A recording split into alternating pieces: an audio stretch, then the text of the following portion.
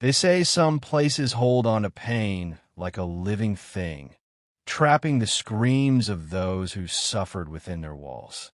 Ridgewood Asylum is one such place, a rotting monument to madness, abandoned since the 1970s after whispers of torture, forbidden experiments, and deaths that defied explanation. Its windows stare like unblinking eyes, and locals swear they've seen shadows move inside, long after the doors were chained shut.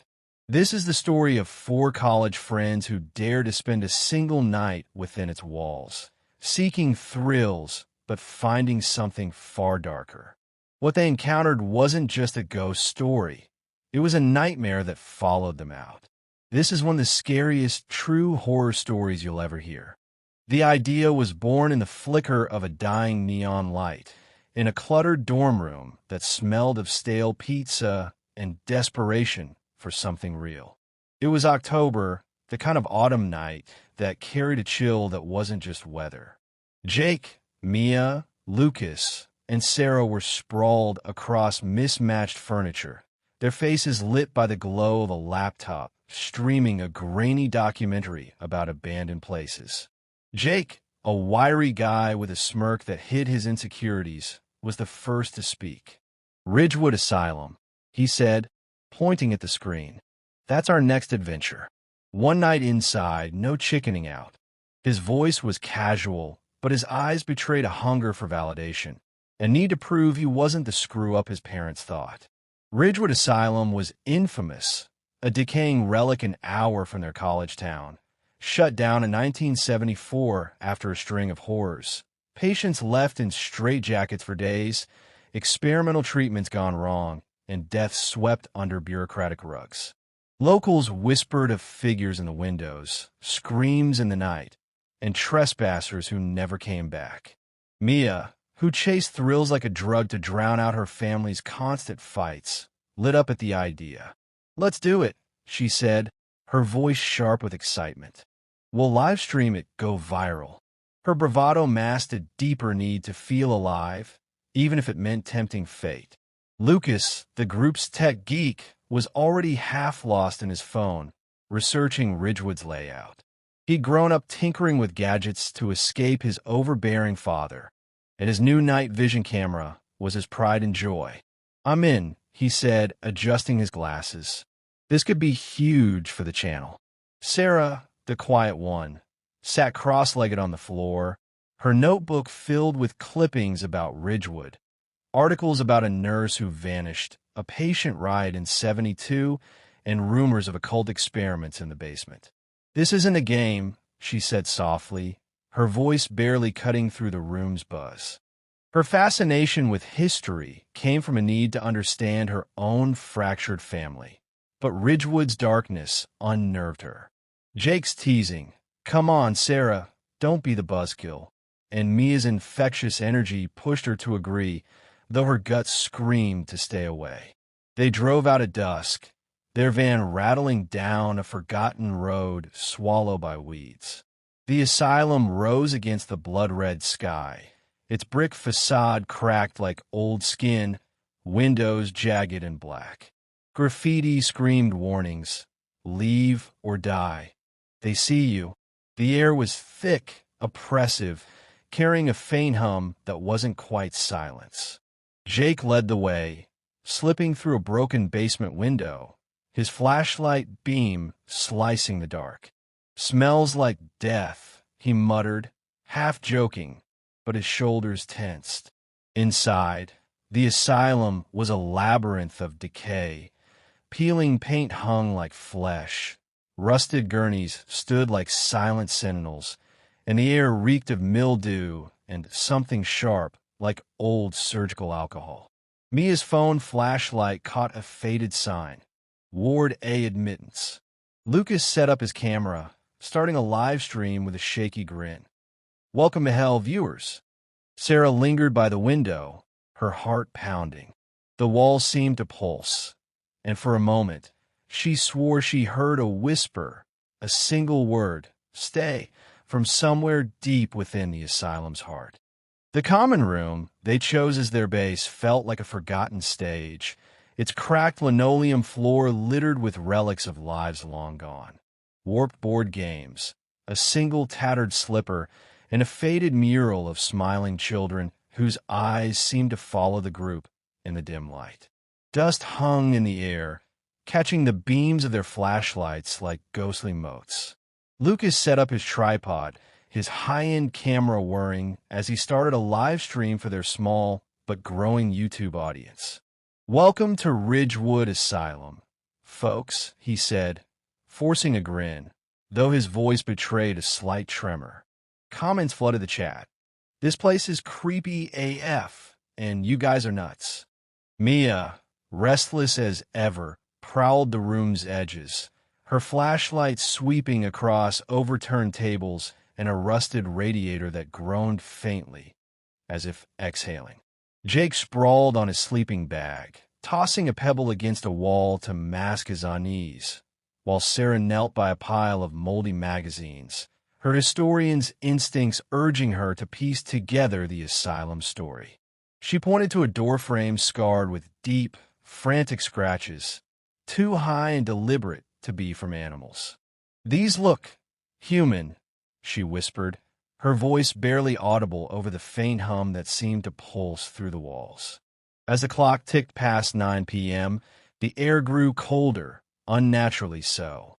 Their breath began to fog, curling in the stale air like spirits taking shape. Lucas checked his phone's weather app, frowning. It's 65 degrees Fahrenheit outside, but in here, 45 degrees Fahrenheit and dropping. His camera's battery, fully charged an hour ago, was already at 60%. "That's not right," he muttered, swapping it out. Mia, undeterred, ventured into a nearby hallway, her boots crunching on shards of broken glass. "This place is a maze," she called, her voice echoing too long, as if swallowed by something deeper in the asylum. Jake, trying to keep things light, posted a snarky update to their group's X account. "Chasing ghosts in Ridgewood. Spoiler, it's just dust and bad vibes." But his smirk faded when a faint whisper drifted through the room, soft, childlike, and unintelligible, like a lullaby sung underwater.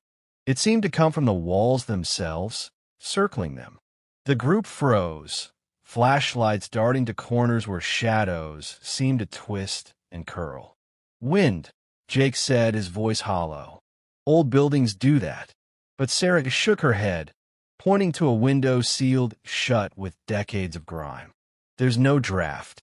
The whispers grew, overlapping into a chorus, some pleading, others sharp with anger, words like leave and mine barely distinguishable. Lucas's live stream chat exploded. "WTF was that sound? Is this staged?" He checked the audio feed, his face paling. "No interference. It's real." Mia, back from the hallway, clutched her phone, her bravado cracking. "I heard it out there too," she admitted, her eyes wide. "It knew my name." Then a wheelchair in the corner creaked, its rusted wheels scraping as it rolled forward a full foot before stopping. No one was near it. Jake laughed nervously, stepping toward it. "Okay, who's screwing with us?" But his beam revealed only dust and cobwebs. Sarah, trembling, noticed something worse. Small, bare footprints in the thick dust on the floor, leading from the wheelchair into the dark hallway beyond. They were fresh, the edges sharp, as if made moments ago. "Those weren't here when we came in," she said, her voice barely a whisper. Lucas panned his camera to capture them, the live stream audience spamming question marks and skull emojis. Before anyone could process it, footsteps echoed from the floor above, heavy, deliberate, like someone pacing in steel-toed boots. Dust sifted from the ceiling with each thud, coating their hair and shoulders. The steps paused directly above them, and for a moment, the silence was suffocating. Then a single, sharp knock rang out from the wall behind Sarah. She yelped, spinning around, her flashlight catching nothing but peeling paint. Jake's bravado crumbled. "We're alone, right?" he asked, his voice small. Lucas checked the camera's night vision, his hands shaking. The screen showed the room, empty except for a faint, blurry shape in the corner, gone when he blinked. The whispers returned, louder now, chanting a name none of them could quite make out, but it sent a chill down their spines. Something was awake in Ridgewood Asylum, and it knew they were there. With the whispers and unexplained footsteps shaking their nerves, the group decided to move deeper into Ridgewood Asylum, desperate for answers, or at least something to explain the creeping dread. Sarah, clutching her notebook of research, suggested the patient records room. "If this place is alive," she said, her voice unsteady, "the records might tell us why." Her fascination with the asylum's history was now a lifeline, a way to ground the impossible in facts. Jake, still trying to shrug off the wheelchair incident, nodded, though his usual smirk was gone. "Fine, but let's make it quick," he muttered, his flashlight beam jittery. Mia, her thrill-seeking bravado fraying, gripped her phone like a weapon, while Lucas adjusted his camera, muttering about the battery draining to 40% despite the fresh pack. The livestream chat was a frenzy of "get out," and "what was that sound?" But the group pressed on, driven by a mix of fear and stubborn curiosity. The trek to the records room took them through a labyrinth of corridors, where rusted signs dangled from the ceiling, pointing to Ward B and Therapy Wing. The air grew thicker, heavy with the stench of mold and a faint, acrid bite of old chemicals. Doors creaked as they passed, some swinging shut with no apparent cause, their hinges screeching like distant screams. Mia's flashlight caught glimpses of faded graffiti inside the rooms. Phrases like "they never leave" and "God can't see us" scrawled in frantic, uneven letters. Lucas's camera glitched, the screen flickering with static, though he swore the settings were fine. Sarah, trailing behind, noticed the floor's dust was disturbed in places, as if others had walked these halls recently, though the footprints were uneven, some dragging, some impossibly small. They found the records room on the second floor, its door half off its hinges, swaying slightly as if nudged by an unseen hand. Inside, the room was a mausoleum of forgotten lives. Rows of rusted filing cabinets leaned against walls, their drawers spilling yellowed papers like entrails. Photos of patients littered the floor, their faces gaunt, eyes hollow, staring up as if pleading. A cracked mirror hung crookedly, reflecting their flashlights in jagged shards of light. Sarah knelt, sifting through files, her hands trembling. "These people, they were experiments," she whispered, holding up a chart detailing hydrotherapy sessions that lasted hours, leaving patients near drowned.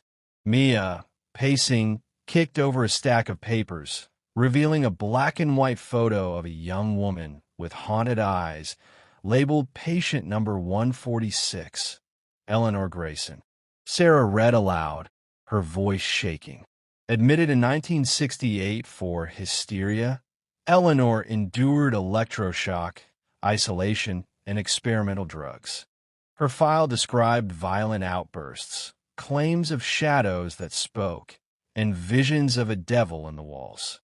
The final entry, dated 1972, was chilling. Patient found unresponsive in cell. Cause of death, unknown. Jake, peering over her shoulder, scoffed, but sounded forced. "Sounds like she lost it. Doesn't mean she's haunting us." But as Sarah closed the file, the room's temperature plummeted. Their breath fogged in thick clouds, and the mirror frosted over, cracks spreading like veins. Lucas's camera beeped, its battery now at 20%. "This isn't normal," he said, his voice tight. Then 3 sharp knocks echoed from a metal cabinet in the corner, slow, deliberate like a signal. Mia jumped, her flashlight clattering to the floor. "Who's doing that?" she demanded, but no one moved. Jake, swallowing hard, approached the cabinet, his hand hovering over the handle. "It's just old pipes or something," he said, but his eyes betrayed his doubt. He yanked the drawer open, revealing nothing but dust and a single, crumpled child's drawing. A stick figure with blacked-out eyes, labeled Eleanor in shaky crayon. Sarah gasped, stepping back. That wasn't in the file before. Lucas aimed his camera at the drawing, but the screen flickered, showing a distorted image of the room. Empty, except for a faint shadow standing behind them, gone when they turned. The whispers returned, louder now, weaving Eleanor's name into a chilling chant. Mia's phone, still recording, picked up a faint giggle, a child's voice impossibly close. Sarah clutched the file, her knuckles white. "She's trying to tell us something," she said, her voice barely above a whisper. As they stood frozen, the cabinet door slammed shut, the sound reverberating through the room. The mirror cracked further, a single shard falling to the floor, reflecting not their faces, but the blurred outline of a woman in a hospital gown, watching from the shadows. The records room felt like a trap now, its walls closing in as the group stood frozen, staring at the cracked mirror and the child's drawing of Eleanor, clutched in Sarah's trembling hands. The air was frigid, their breath forming thick clouds that seemed to linger too long, as if the room itself were exhaling. The three knocks from the cabinet still echoed in their minds, and the faint giggle Mia's phone had recorded played on a loop in their heads. Jake, his bravado reduced to a thin veneer, kicked a pile of scattered files, scattering photos of hollow-eyed patients across the floor. "This is getting out of hand," he snapped, but his voice cracked, betraying his fear. Mia, usually the fearless one, clutched her phone, her knuckles white, muttering, "We should have left after the wheelchair." Lucas, pale and sweating despite the cold, checked his camera, its battery now at a flickering 15%. The livestream chat was a chaos of "run" and "what's in the mirror," but the group was too shaken to respond. Sarah, clutching Eleanor's file like a talisman, whispered, "She's here." "I know it." As if in answer, a shadow moved in the corner of the room. Not a trick of the light, but a deliberate, fluid motion. It coalesced into a figure, a woman in a tattered hospital gown, her face blurred like a photograph smeared by rain. Her eyes were voids, black and bottomless, and her head tilted at an unnatural angle, as if studying them. She raised a skeletal hand, pointing directly at Sarah, and whispered, "Help me. They're still here." The voice was soft, layered with despair, and seemed to come from inside their skulls rather than the room. Mia screamed, dropping her phone, its flashlight spinning wildly across the floor. Lucas's camera glitched, the screen flashing static before shutting off entirely. The flashlights died in unison, plunging the room into pitch darkness. In the black, the air grew heavy, pressing against their chests like a physical weight. Screams erupted, not theirs but dozens of voices, high and low, male and female, shrieking in a cacophony that bounced off the walls. Some begged for release, others laughed maniacally, and one voice, clearer than the rest, hissed, "You shouldn't have come." Jake fumbled for his lighter, its weak flame casting jagged shadows that seemed to writhe. Sarah clutched Eleanor's file, her nails digging into the paper, while Mia backed against a cabinet, whimpering, "What is this place?" Lucas pounded on his camera, muttering, come on," as if it could anchor him to reality. When the flashlights flickered back on, the figure was gone, but the room had changed. The cabinet drawer containing Eleanor's file was now wide open, papers spilling out like a wound. On top lay a new photo, one of the group, taken moments ago, their faces pale and distorted, eyes wide with terror. Sarah gasped, dropping the file. That wasn't here before. Mia, shaking, grabbed her phone from the floor and checked the footage. The last 10 seconds showed nothing but static, overlaid with a faint, looping whisper, "Still here." Lucas's camera, now barely functional, displayed a single frozen frame, a blurry image of the woman in a gown, standing inches behind them, though they'd seen nothing when they turned. Jake, his voice hoarse, said, "We're leaving. Now." But Mia, despite her fear, shook her head. "We need more. This is proof, real proof." Her thrill-seeking nature clung to the idea of fame, even as her hands trembled. Sarah, torn between fear and obsession, pointed to the file. "Eleanor's trying to tell us something. We can't just run." Lucas, wiping sweat from his brow, nodded reluctantly. The camera caught her. "If we leave now, we lose everything." Against their better judgment, they agreed to press on, drawn deeper into the asylum's heart. As they stepped into the hallway, the whispers followed, now chanting Eleanor's name in a rhythm that matched their racing pulses. The mirror in the records room cracked further behind them, a low groan echoing as if the asylum itself were waking up, aware of their every move. The encounter in the records room left the group rattled, their nerves frayed like exposed wires. Eleanor's blurred face and the chilling chorus of voices lingered in their minds, urging them to flee, but stubborn curiosity and Mia's insistence on capturing proof for their YouTube channel pushed them deeper into Ridgewood Asylum's labyrinth. Sarah, clutching Eleanor's file like a shield, suggested the therapy wing, mentioned in the patient's notes as the site of intensive treatments. Her voice trembled but held a desperate resolve. "If Eleanor's trying to tell us something, it's there," she said, her historian's instincts battling her fear. Jake, his bravado now a thin mask, muttered, "This better be worth it," but his flashlight shook in his hand. Mia, her thrill-seeking edge dulled by the apparition, nodded grimly, her phone still recording despite its flickering battery. Lucas, clutching his failing camera, agreed, driven by the need to salvage something from the night. The livestream chat was a storm of "you're gonna die" and "keep going," but the group barely noticed, their focus consumed by the asylum's oppressive weight. The hallway to the therapy wing was a descent into decay. The air grew thicker, laced with a sharp, antiseptic tang that stung their throats, overlaid with the sickly sweetness of rot.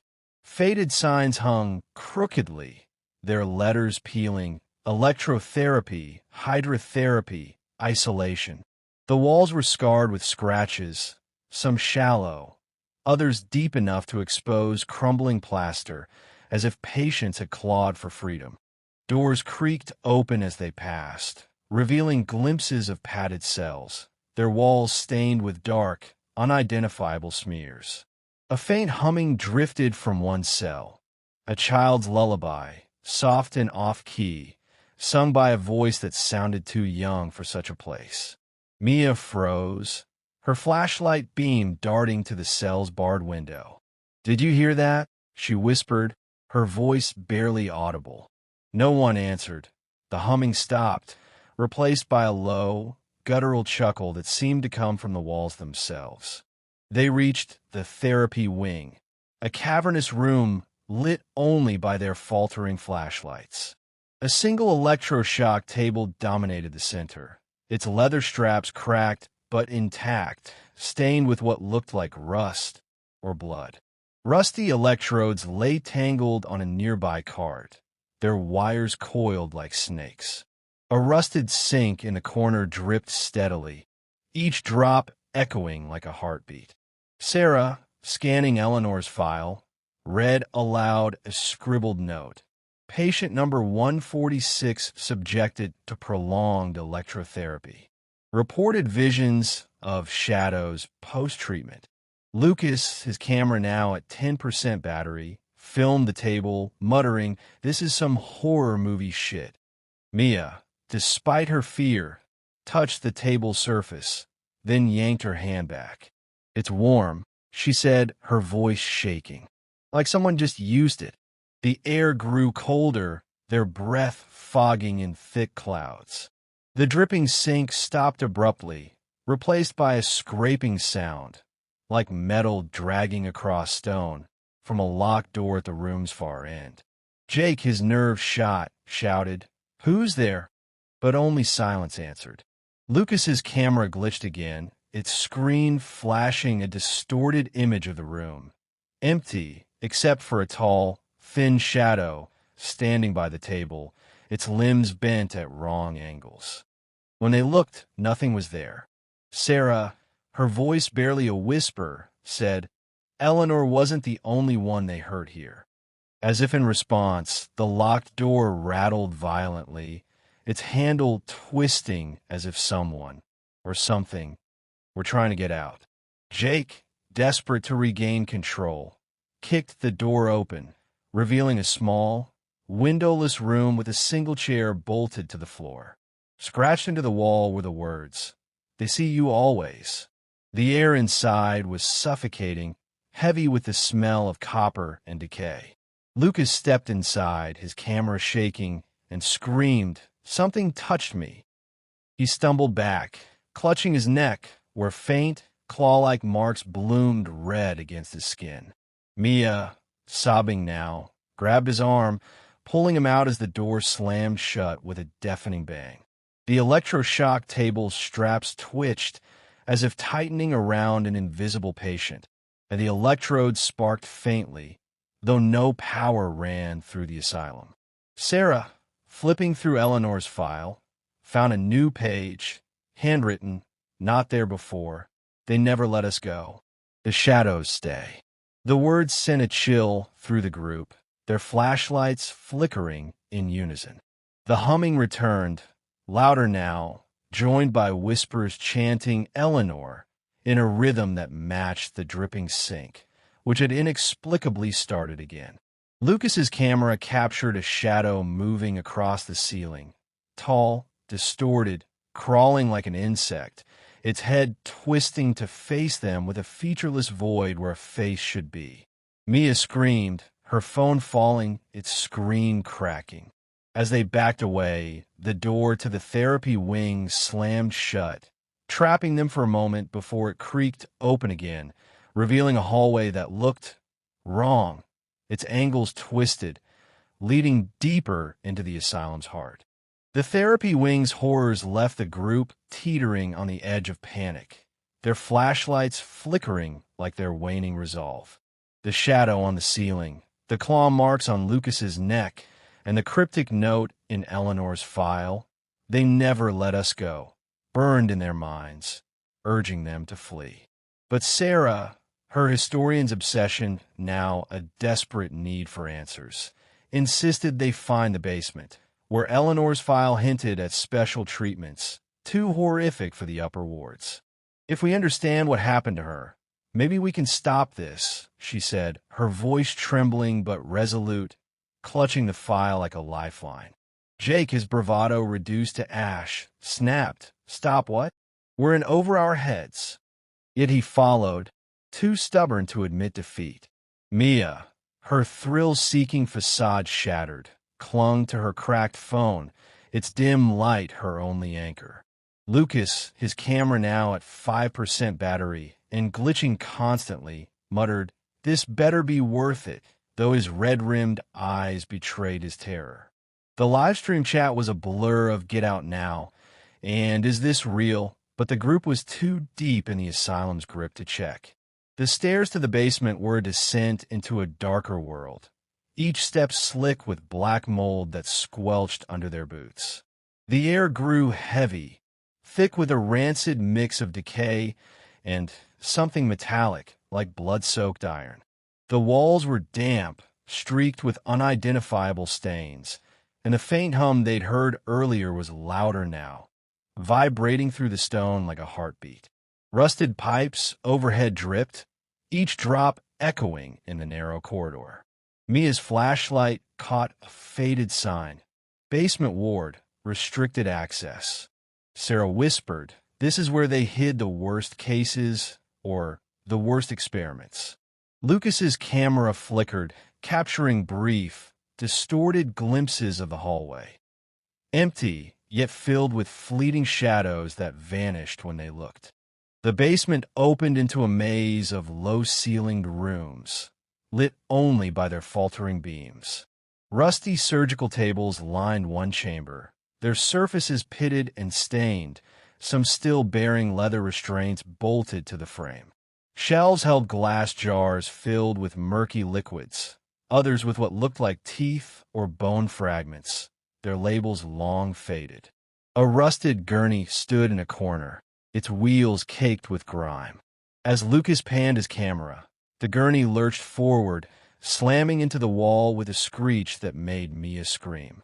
"Nobody touched it," she cried, backing into Jake, who swore under his breath.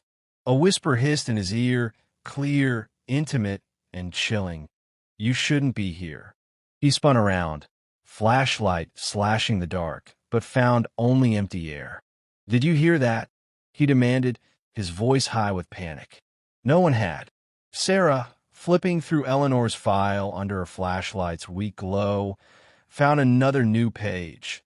Handwritten, ink smudged as if written in haste. "The basement holds them all. They watch. They wait." Her hands shook as she read it aloud, the words sinking into the group like poison. Lucas's camera caught a shadow moving across the ceiling, tall, impossibly thin, its limbs bending at unnatural angles, crawling like a spider. Its head twisted, revealing a featureless void where a face should be, and it seemed to pause, staring directly at them. Mia's phone, still recording, picked up a low growl, not human, that sent her stumbling back. "What the hell is that?" she sobbed, her courage gone. The temperature plummeted, their breath fogging in thick, unnatural clouds. The surgical tables rattled, as if invisible patients were struggling against their straps. A jar on the shelf shattered, spilling its contents, a viscous, dark liquid that smelled of copper, across the floor. Lucas screamed as his camera shut off, its screen flashing a single image. The group surrounded by dozens of shadowy figures, their eyes hollow, reaching out.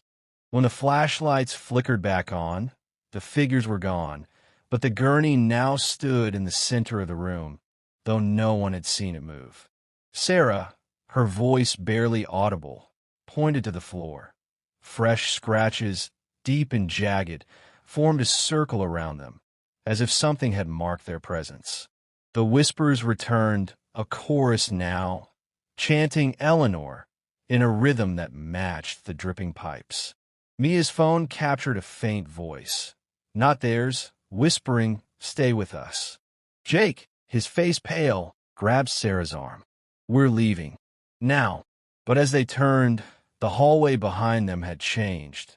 Doors that were open were now locked, others ajar, revealing glimpses of figures in tattered gowns, standing motionless, watching. Sarah clutched the file, her eyes wide. "She's not alone," she whispered. "They're all here."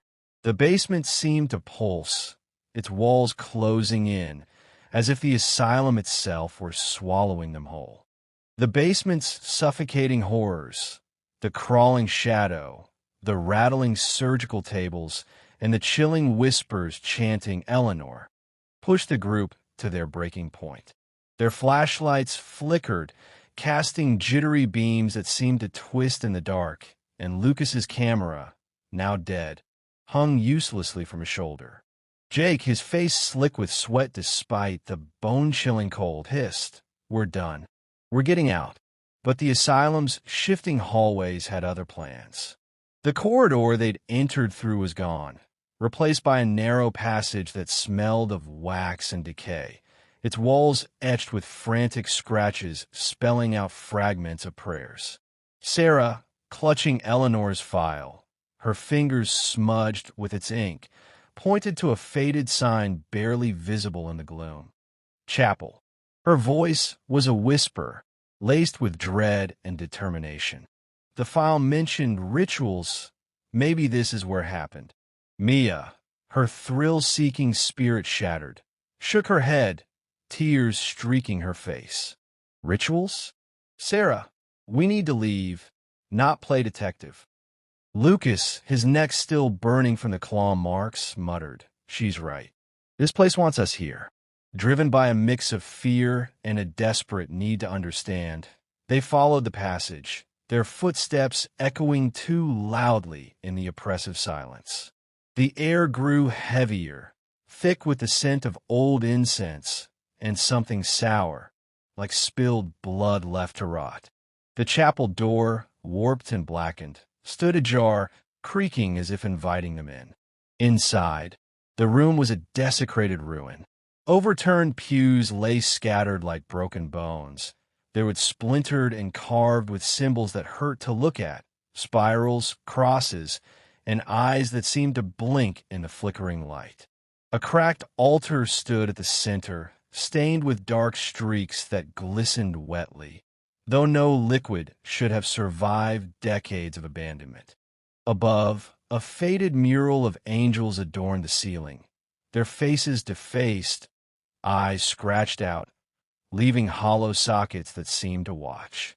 A rusted chalice sat on the altar, filled with a viscous, black liquid that reeked of copper and decay.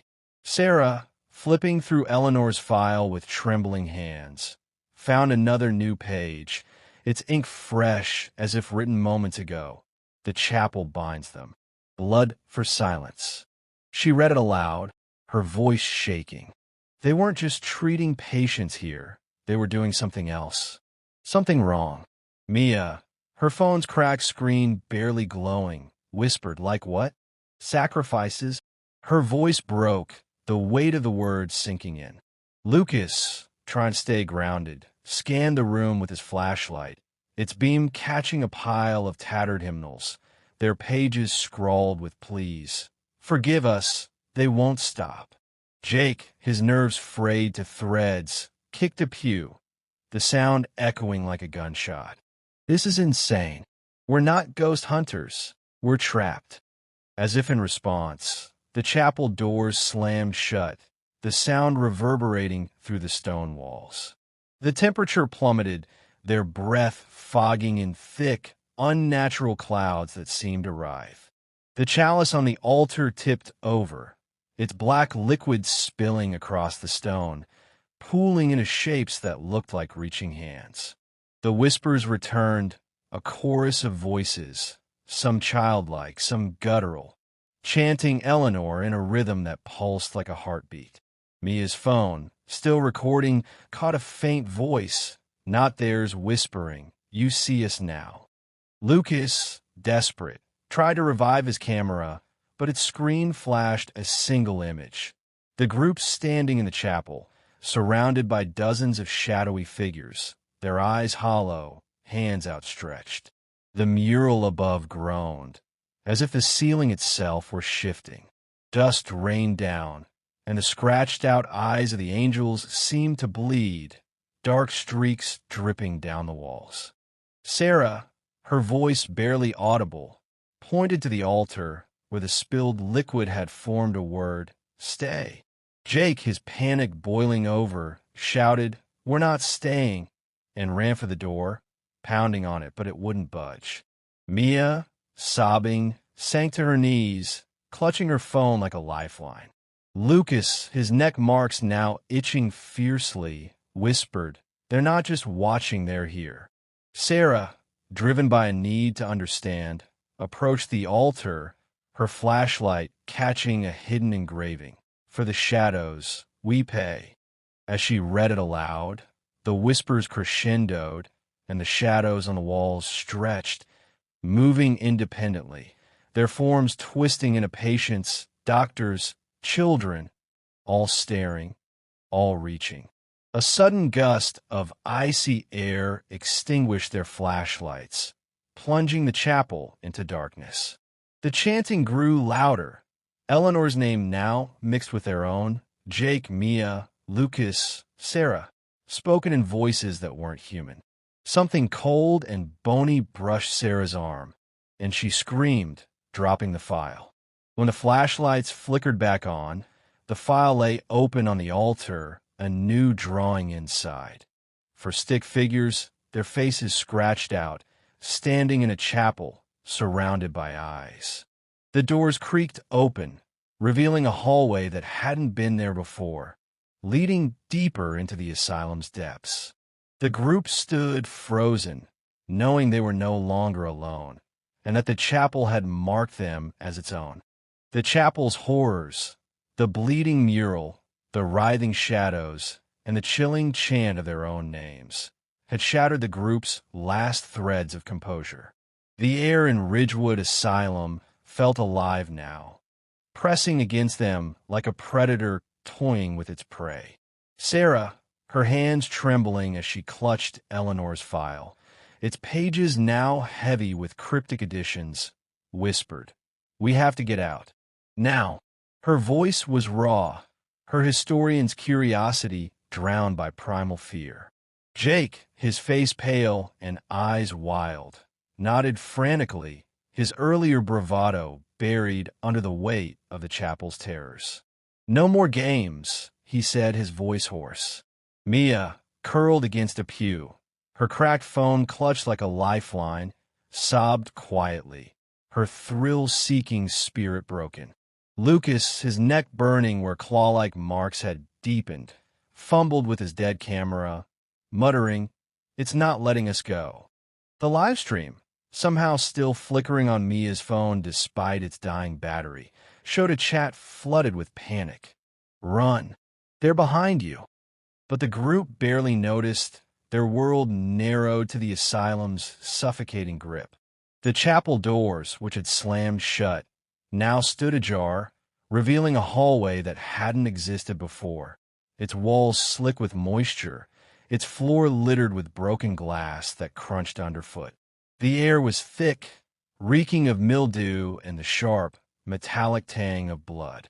As they stepped out, the whispers followed, a low chorus chanting "Stay" in voices that seemed to slither from the walls.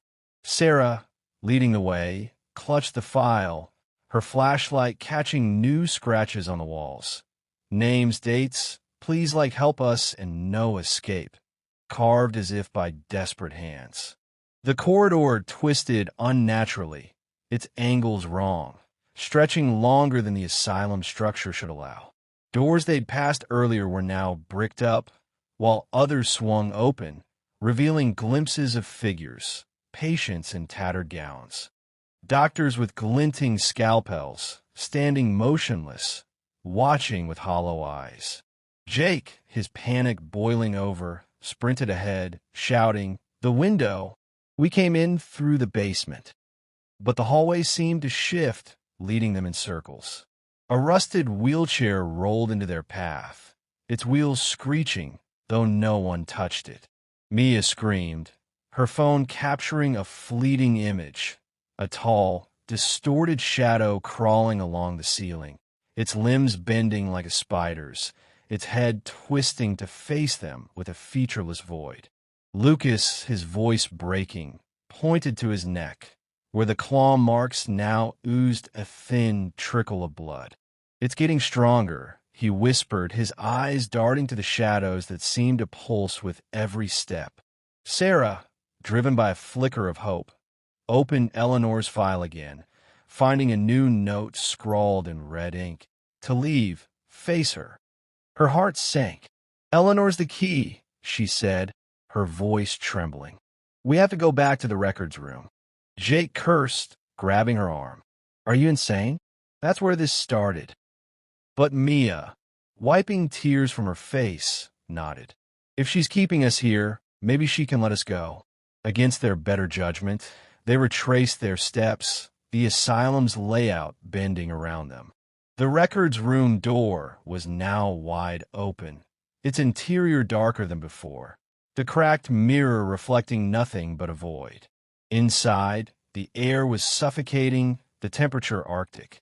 Eleanor's figure appeared, clearer now, her hospital gown torn, her face gaunt, her eyes black pits that seemed to swallow light.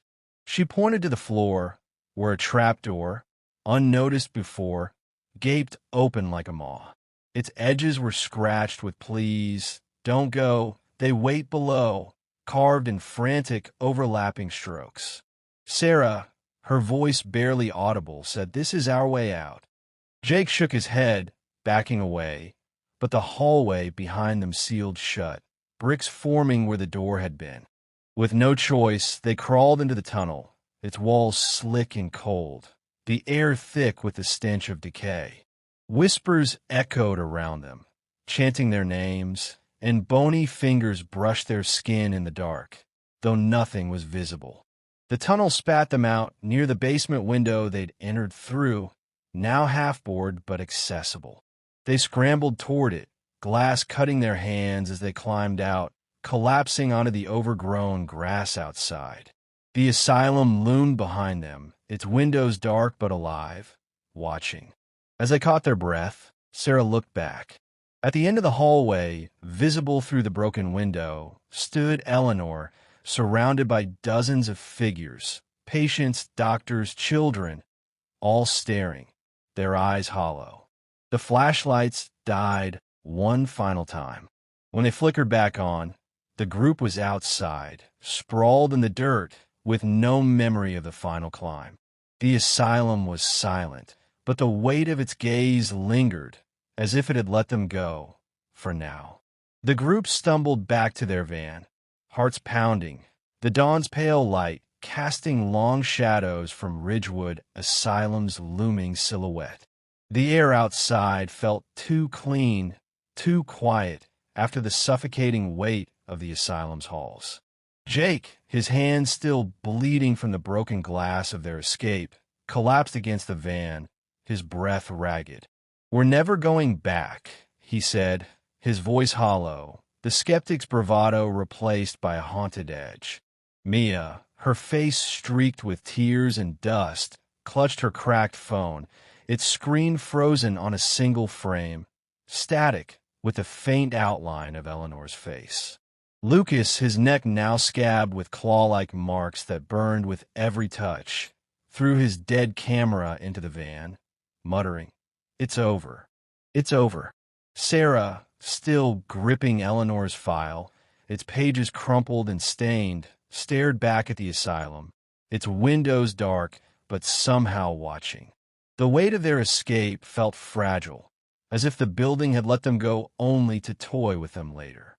Back at their dorms, the group tried to piece together the night, but the memories were fractured, like a dream slipping away. Lucas's footage was almost entirely corrupted, hours of video reduced to static, glitching frames and distorted audio. One clip, 3 seconds long, survived. Eleanor's gaunt face, inches from the camera, whispering, "Still here." The sound sent shivers through them, looping in their minds. The photo from the records room, the one showing their distorted, terrified faces, was inexplicably in Sarah's backpack, though she swore she hadn't taken it. Mia's phone, despite its cracked screen, held a single new image. The group in the chapel, surrounded by shadowy figures, their eyes scratched out like the mural's angels. The live stream had ended abruptly, but comments still poured in on their channel. "Is this real? Are you guys okay?" They didn't respond. They couldn't. Sarah, driven by her need to understand, dove into research, scouring old articles and microfiche at the campus library. She found a 1973 report about a nurse, Eleanor Grayson, who vanished after reporting demonic activity in Ridgewood's basement. The article mentioned whispers, shadows, and a chapel used for unauthorized rituals. Sarah's stomach churned as she read. The file's cryptic notes, "The chapel binds them, they never let us go," echoing in her mind.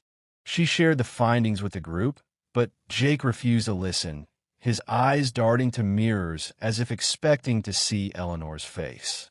Mia, once fearless, now flinched at every shadow, hearing her name whispered in her sleep. Lucas, his neck marks refusing to heal, abandoned his tech obsession, unable to touch a camera without shaking. The group drifted apart, their bond fractured by what they'd seen.